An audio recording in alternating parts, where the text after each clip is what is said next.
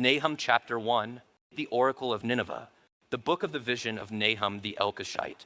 A jealous and avenging God is Yahweh. Yahweh is avenging and wrathful. Yahweh is avenging against his adversaries, and he keeps his anger for his enemies. Yahweh is slow to anger and great in power, and Yahweh will by no means leave the guilty unpunished. In whirlwind and storm is his way, and clouds are the dust beneath his feet. He rebukes the sea and makes it dry. He dries up all the rivers. Bashan and Carmel languish, the blossoms of Lebanon languish. Mountains quake because of him, and the hills melt.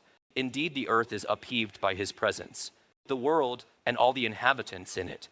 Who can stand before his indignation? Who can endure the burning of his anger? His wrath is poured out like fire, and the rocks are torn down by him. Yahweh is good, a strong defense in the day of distress, and he knows those who take refuge in him. But with an overflowing flood, he will make a complete destruction of its place, and will pursue his enemies into darkness. Whatever you devise against Yahweh, he will make a complete destruction of it. Distress will not rise up twice. Like tangled thorns, and like those who are drunken with their drink, they are consumed. As stubble fully dried up, from you has gone forth one who devised evil against Yahweh, a vile counselor. Thus says Yahweh, though they are at full strength, and likewise many, even so they will be cut off and pass away. Though I have afflicted you, I will afflict you no longer. So now I will break his yoke bar from upon you, and I will break your bands apart. And Yahweh has commanded concerning you, there will no longer be seed from your name. From the house of your gods, I will cut off graven image and molten image. I will prepare your graves, for you are contemptible. Behold, on the mountains the feet of him who proclaims good news, who announces peace. Celebrate your feasts, O Judah, pay your vows. For never again will the vile one pass through you. He is cut off completely. Nahum chapter 2, the one who scatters has come up against you. Guard the fortification, watch the road, strengthen your loins, instill your power with exceeding courage. For Yahweh will restore the majesty of Jacob, like the majesty of Israel, even though those who empty them have emptied them to destruction, and ruined their vine branches. The shields of his mighty men are colored red. The valiant men are dressed in scarlet. The chariots are enveloped in flashing steel, when he is set up to march, and the cypress spears are brandished. The chariots race madly in the streets. They rush wildly in the squares. Their appearance is like torches. They dash to and fro like lightning flashes. He remembers his mighty ones. They stumble in their march. They hurry to her wall. And the mantelet is set up. The gates of the rivers are opened, and the palace is melted away. So it stands fixed. She is exiled, she is carried away. And her maidservants are moaning like the sound of doves, beating on their hearts, though Nineveh was like a pool of water throughout her days.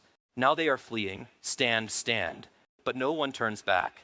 Plunder the silver, plunder the gold, and there is no limit to the treasure. Wealth from every kind of desirable object. She is emptied, yes, she is emptied out and eviscerated. Hearts are melting and knees knocking. Also anguish is in all their loins, and all their faces turn pale.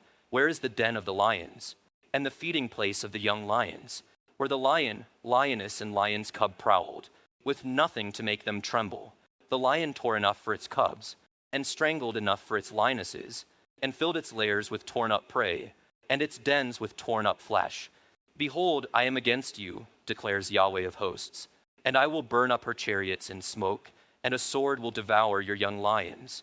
And I will cut off your prey from the land, and no longer will the voice of your messengers be heard. Nahum chapter 3, woe to the city of bloodshed, completely full of deception and pillage. Her prey never departs. The sound of the whip, and the sound of the rumbling of the wheel, galloping horses, and bounding chariots, horsemen charging, and swords flaming, and spears flashing, many slain, a mass of corpses, and there is no end to dead bodies. They stumble over the dead bodies, all because of the many harlotries of the harlot, the charming one, the mistress of sorceries, who sells nations by her harlotries, and families by her sorceries. Behold, I am against you, declares Yahweh of hosts, and I will uncover your skirts over your face, and show to the nations your nakedness, and to the kingdoms your disgrace.